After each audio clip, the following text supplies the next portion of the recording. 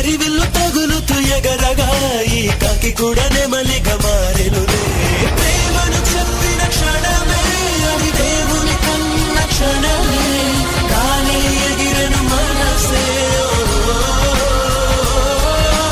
ప్రేమను చెప్పిన క్షణమే అది దేవుని కన్న క్షణమే, కానీ ఎగిరను మనసే.